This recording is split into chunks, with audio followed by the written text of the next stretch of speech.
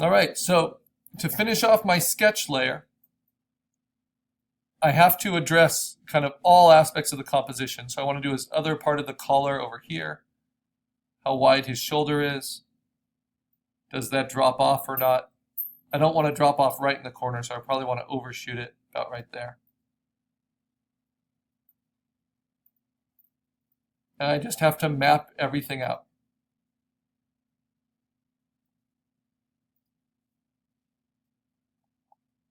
If I want the plaid shirt, kind of the directionality of that is important. I'm a big fan of plaid. And some of these guidelines can be helpful later on, like kind of the symmetry line going down the middle of his face. Shaping his nose. I always try to think of where the ball of the nose is, which angle it's going, and then how the nostrils connect with it, and the shapes that they create. It's easier to draw people, paint people that have kind of more going on in their features rather than less. It's very hard to do digital paintings or caricatures or even cartoons of like starlets, people that wear a lot of makeup, have really smooth complexions, because there's just not a lot to react to. But messy hair, wrinkles, bumps, creases, all of those can be very helpful. I still feel like the top portion is just a little bit off, so I'm going to just take it above the glasses. Just play with this a little bit. Maybe not using warp, but just distort. Kind of find that overall kind of height and shape to the head that I'm going for. That's closer. So little measurements make a big difference, and I think the height of his head is about right there, the height of his hair, as opposed to, I just think it's a little bit taller. That puts his eyes more in the middle of his head too. And maybe just squeeze it down a little bit.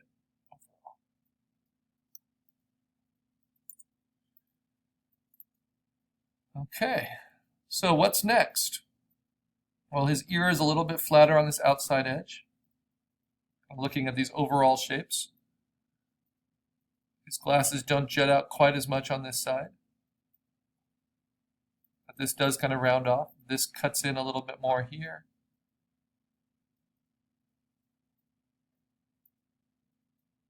And I need to maybe define a little bit more of this jaw and lip structure. I mostly like these two photos because of the expression. So I want to make sure I get that kind of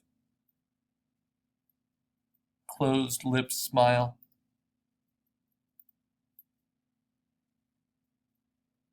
Able to work with that. The shadow under the lip. That will reference. So no matter what else happens, I can always go back to this sketch layer, kind of return to my thinking.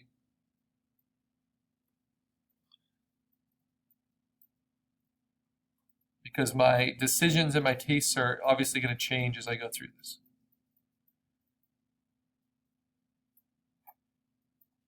All right, so it looks pretty much like I'm copying this pose, but I'm using this one to inform a little bit more of a turn. And that's paying off a little. This looks a little bit more rounded to me than this one. So I think that's going to work. And the softness of the goatee.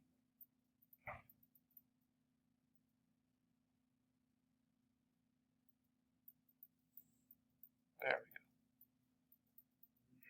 we go. Okay. Now I'm going to change to this reference for color. And I'm going to use these gray tones to paint. So let me save it.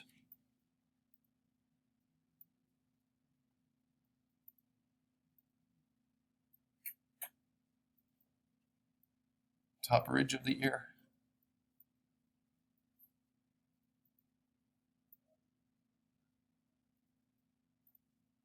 I really like drawing, so I can get lost in this. But So I save my sketch, and now I'm going to work on top of that layer, and I'm going to lock my sketch layer for now. But maybe before I lock it, I'll just take its opacity down a little bit. So there it is. Then I lock it. And now I'm going to go to my value layer, because I'm going to show you a way of digitally painting where you start basically painting in grayscale. Even though I'm in full color, I'm going to pick kind of a middle tone, something I think is safe. I'm going to move to a larger brush.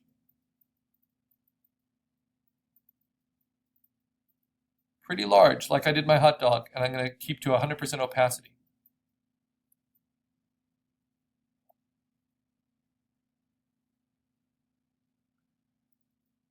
And I'm going to start plotting in some of these values. Where's the darkest dark?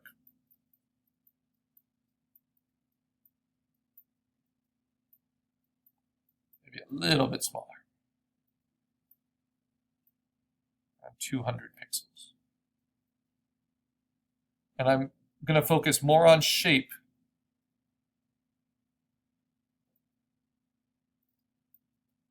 than on outline. This is just my base sketch. Okay, so my darkest darks are in here towards the eyes.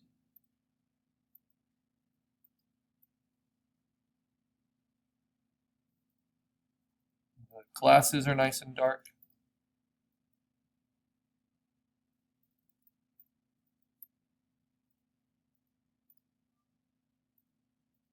Underneath the nose, strong shadow shapes. Base of the neck, some darkest darks behind at the collar. And the reason you establish darkest darks early is so that you can start to recognize the rest of the values. Now I have white, I have black basically. I'm going to work between those. So now I can go to some of these middle tones. They're close to black, but not quite.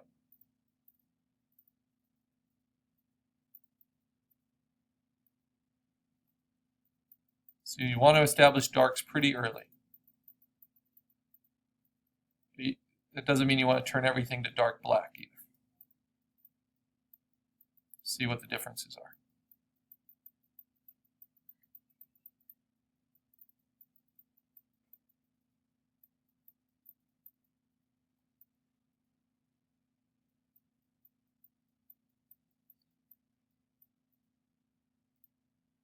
He doesn't have any dark black in his hair.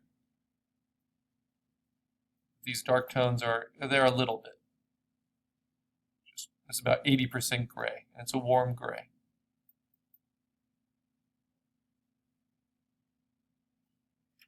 Let's go to get another big value step.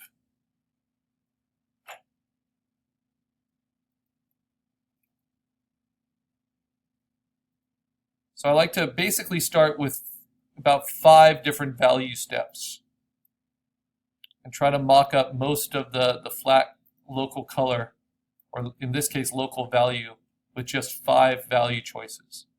Big brush, 100% value choices. And identifying what those are can be really helpful.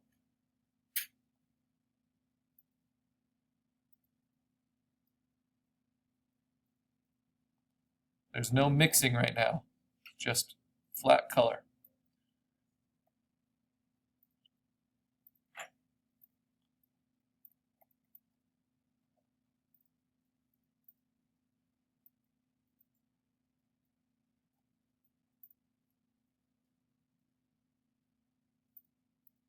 Okay, yeah.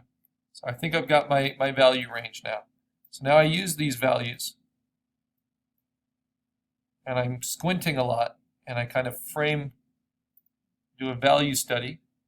Might make my navigator a little bit bigger. See how it all comes together. Figure out where the darkest shadows are, what those shapes feel like.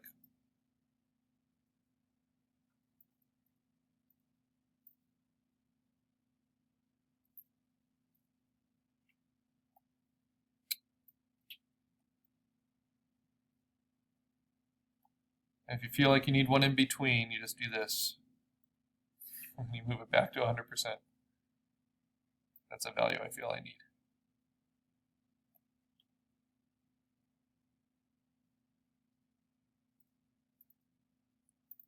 Now notice I haven't changed my background to gray, but after this step I will, and that will help me see the highlights better and make stronger choices there. Because right now that white that's coming through everything is necessary for me to build up on top of my sketch, but it makes it harder to see the values than it should be. And when I say values, that's the art term for grays, different gray values.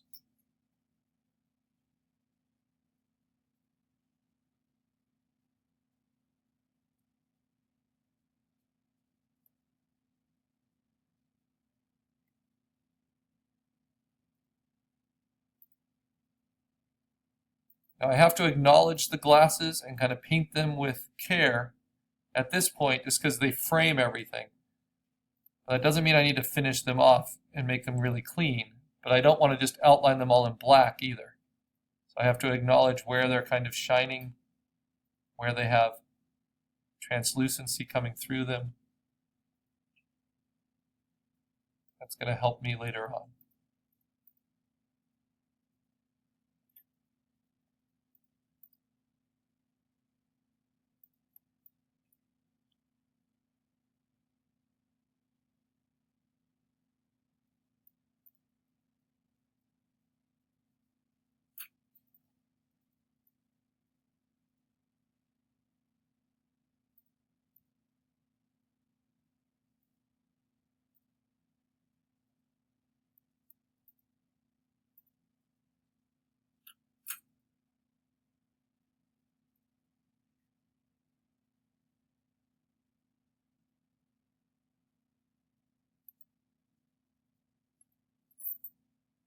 And instead of erasing now, if I want white, I'll just steal the white and start painting with it, even though it's going to be too bright later on.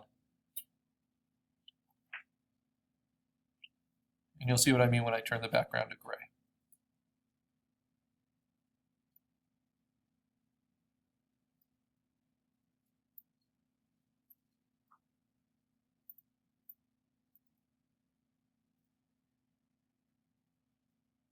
So some people like to paint with just no saturation at all, just all grayscale in the computer.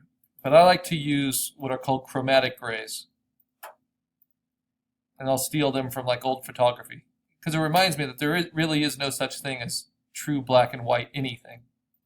In art it's produced, and it's either going to be warm or cool, even if it's monochrome such as this. Instead of having to find those colors, in swatches, use these grayscales, for instance, I like to just steal them from other sources.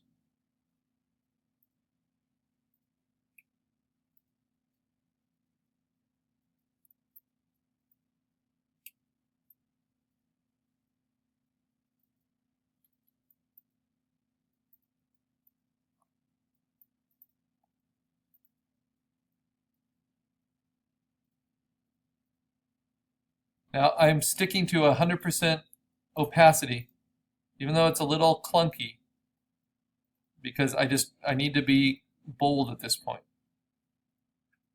And you can see just from my painting, I have a tendency to get fussy and try to get into things and kind of solve them. And this isn't really the time for that. This is the phase of painting I call kill whitey. It's nice and memorable. But what I mean by that is I'm trying to get rid of all this white space of the paper and replace it with my own choices of color, of value. So that's really valuable. The white's still overpowering everything. And I am anti-white supremacy.